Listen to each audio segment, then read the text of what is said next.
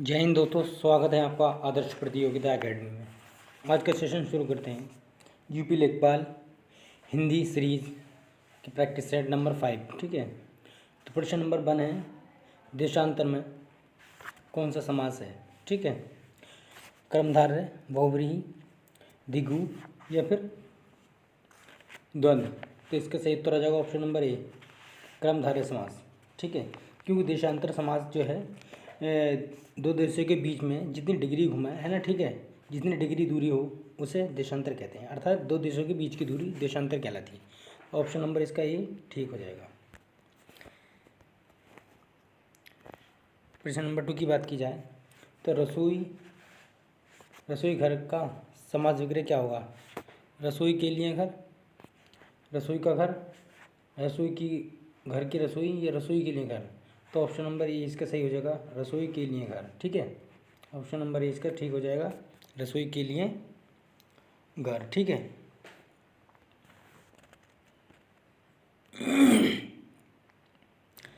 प्रश्न नंबर 3 की बात की जाए, सर जिस शब्द का पर्यायवाची शब्द निम्नलिखित में से कौन सा है।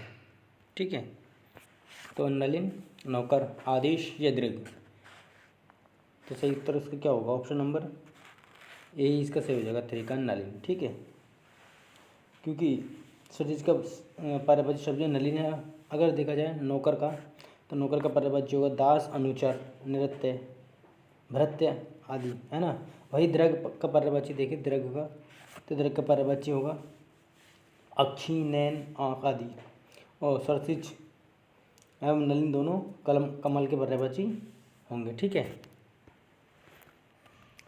प्रश्न नंबर 4 की बात की जाए तो शशांक शब्द का पर्यायवाची क्या होगा। सूर्य, किरण, चंद्रमा या बादल।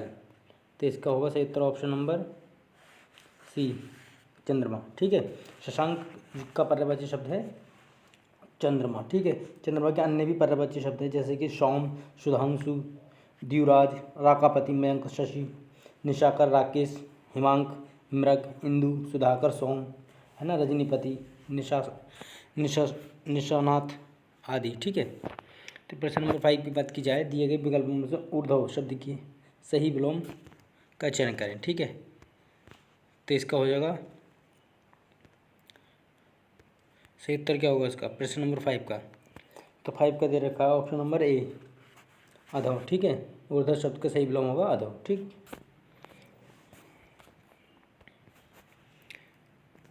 प्रश्न नंबर 6 की बात की जाए, परिच्छन्न शब्द का विलोम क्या होगा। परिच्छन्न शब्द का विलोम क्या होगा, प्रत्यक्ष, प्रतिपन्न, अप्रत्यक्ष या गौण।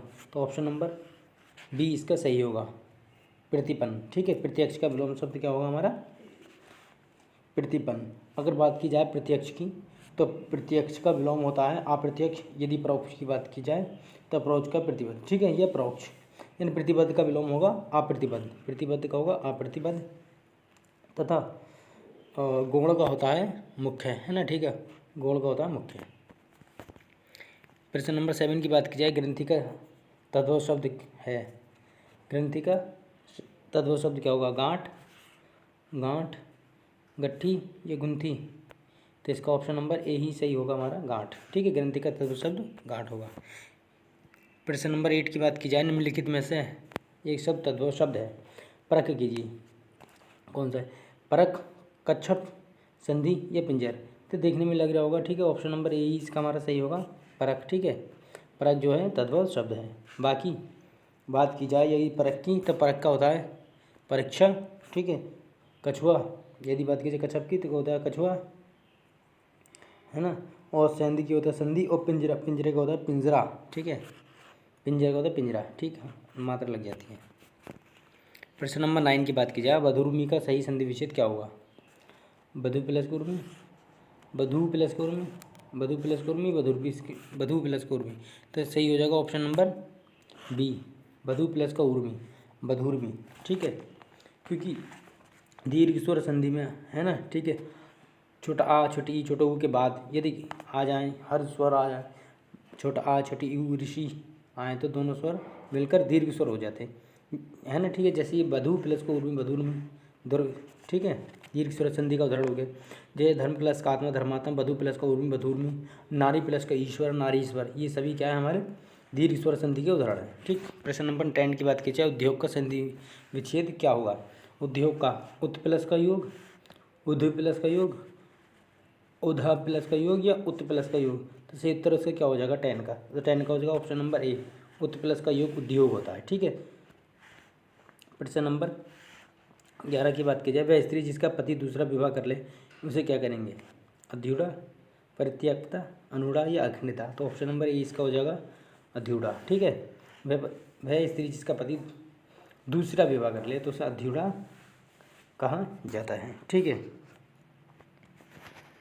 प्रश्न नंबर 12 की बात की जाए तो पैसे से मनुष्य की जीवन जीने की इच्छा बलती होती है। रेखांकित वाक्यों के लिए एक शब्द है, कौन सा सही होगा। जीवन जीने के लिए इच्छा है, ये क्या कहलाती है, जिजीविषा, चतुरानन, जीविका, ये इनमें से कोई नहीं, तो कौन सा सही उत्तर हो जाएगा, ऑप्शन नंबर ए ही हमारा सही हो जाएगा, जिजीविषा। ठीक है, जीवन जीने की इच्छा जिजीविषा कहलाती है ना। ठीक,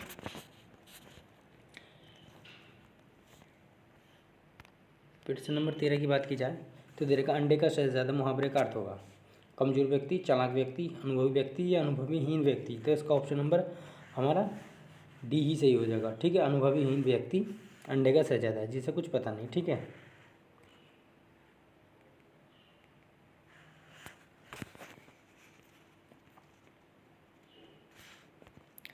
प्रश्न नंबर 14 की बात की जाए तो इसमें दे रखा है कि छक्का पंजा मुहावरे का सही अर्थ कौन सा होगा। झगड़ा करना, ऊंची हरकत से कार्य सिद्ध करना, चापलूसी करना या नकदगिरी करना, तो ऑप्शन नंबर हमारा बी सही हो जाएगा। ठीक है, ऑप्शन नंबर बी सही हो जाएगा, ऊंची हरकत से कार्य सिद्ध करना। ठीक है, ऑप्शन नंबर बी इसका ठीक हो जाएगा। प्रश्न नंबर 15 की बात की जाए, निम्नलिखित में से अशुद्ध वाक्यों का पहचान कीजिए। श्रीमती गांधी भारत की प्रधानमंत्री थी, मेरे ऊपर कृपा करें, मेरे घर के सामने पाठशाला है, या वहाँ भारी भीड़ थी, तो इसका सही हो जाएगा ऑप्शन नंबर ए, वो बी सॉरी, मेरे ऊपर कृपा करें, मेरे ऊपर कहना मेरे पर कृपा करें, यहाँ ऊपर की जगह मेरे पर होता है। ठीक है, मेरे पर कृपा करें। प्रश्न नंबर 16 की बात की जाए तो दे रखा है कि निम्नलिखित वाक्यों में से व्याकरण की दृष्टि से अशुद्ध वाक्य पहचान है ना, अशुद्ध वाक्य पहचान, अशुद्ध की पहचान कर रही हैं आप इसमें से कौन सा सही होगा। शुष्क इलाके में पानी की आपूर्ति के लिए बारिश या बर्फबारी बढ़ाई जा रही है। युद्ध के समय गीता को, है ना,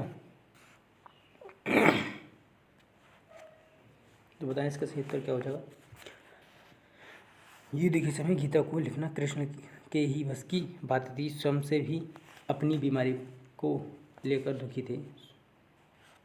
हम जानते हैं कि सूर्य ऊर्जा एक अथाह भंडार है, तो इसका सही उत्तर क्या हो जाएगा, ऑप्शन नंबर 16 का, तो 16 का हो जाएगा ऑप्शन नंबर हमारा सी, है ना, स्वयं वे अपनी बीमारियों को लेकर दुखी थे। ठीक है, ऑप्शन नंबर सी इसका सही हो जाएगा। ठीक, इसका उत्तर है। ठीक, 17 का क्या होगा, निम्नलिखित में से पुल्लिंग शब्द कौन सा है। पुल्लिंग, मजा, सजा, कजा या रजा, तो पुल्लिंग देखना पुल्लिंग।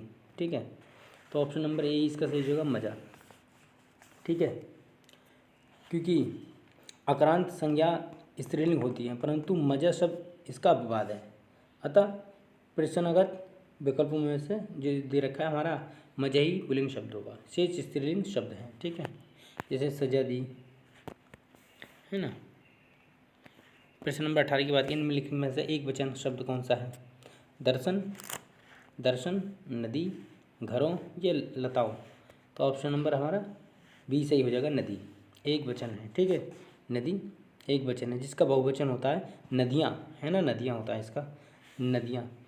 घरों का देखा जाए तो घरों का घर होता है, जबकि लता का लता होता है। ठीक है, जिसका एक वचन, है ना।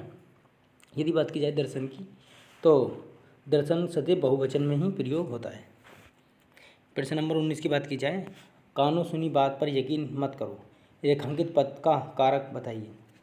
कर्ता कारक, कर्म कारक, करण कारक, ये संप्रदान कारक। तो इसका सही उत्तर हो जाएगा ऑप्शन नंबर सी, 19 का सी, है ना। जो वाक्य में क्रिया के संबंध का बोध कराता है, जैसे कानों सुनी बात, है ना, कानों से सुनी बात, यहाँ कर्ण कारक का चिन्ह से, है ना, ठीक है। विभक्ति क्या आ जाएगी से, जो क्रिया सुनना का संबंध कान से स्थापित करती है, ठीक है। तो कानों से सुनी बात से, है ना, से कर्ण कारक की विभक्ति हो जाएगी। प्रश्न नंबर 20 की बात की जाए तो एक की वर्तनी शुद्ध है, बताइए किसकी शुद्ध है। आविष्कार, देवर्षि, निशब्द, ये जमाता।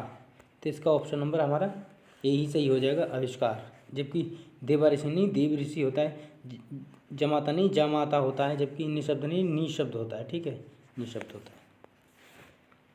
प्रश्न नंबर 21 की बात की जाए, दिए गए विकल्पों में शुद्ध शब्द का चयन करें। सन्यासी, प्रौद्योगिकी, परिषद, या 71। तो ऑप्शन नंबर ए ही सही हो जाएगा इसका, ठीक है, शुद्ध शब्द सन्यासी। बाकी सब गलत हैं। परिषद में हलंत लगना चाहिए था यहाँ पे, तब ठीक होता, ठीक है। डबल मात्रा लगना चाहिए थी प्रौद्योगिकी में, 71 तो वैसे गलत है, ठीक है। प्रश्न नंबर 22 की बात की जाए तो निम्नलिखित में से अनेकार्थी शब्द में कौन सा है, अनेकार्थी देखना है। तो देखिए हमारा ऑप्शन नंबर डी ही इसका सही हो जाएगा, ठीक है, डी उत्तर इसका सही हो जाएगा, ठीक, डी हमारा उत्तर इसका सही हो जाएगा, गुरु। क्योंकि जब बात की जाए गुरु की तो हमारे गुरु शब्द के कई अर्थ होते हैं, जैसे आचार्य बड़ा, है ना, आचार्य बड़ा, धीर, बुजुर्ग, चालाक, बहुत बड़ा, धूर्त, ठीक। बाकी देखा जाए तो ये सब असंगत शब्द हैं।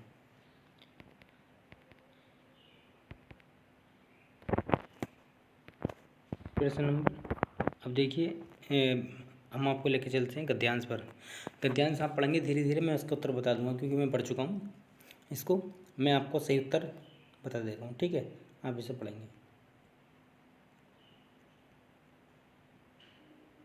ठीक। एक बार और दिखा देता हूँ सही करके, इतना ही था, इतना ही छोटा है, ठीक है, आप रोक करके देख लेंगे इसको, ठीक। तो प्रश्न है कि स्वतंत्रता की माता कौन है ना, स्वतंत्रता की माता कौन है। तो 23 का ऑप्शन नंबर बी, नम्रता, ठीक है, दे रखा है। स्वतंत्रता की सौतेली माता कौन है ना, तो ऑप्शन नंबर सी इसका सही उत्तर हो जाएगा, अहंकार। और 25 का क्या हो जाएगा, आत्म संस्कार के लिए आवश्यक है मानसिक स्वतंत्रता, आर्थिक स्वतंत्रता, राजनीतिक स्वतंत्रता या भौगोलिक स्वतंत्रता। तो 25 का हमारा ऑप्शन नंबर ए ही सही हो जाएगा, मानसिक स्वतंत्रता, ठीक। तो इतना ही था आज का सेशन, ठीक है दोस्तों, मिलते हैं अगली क्लास में।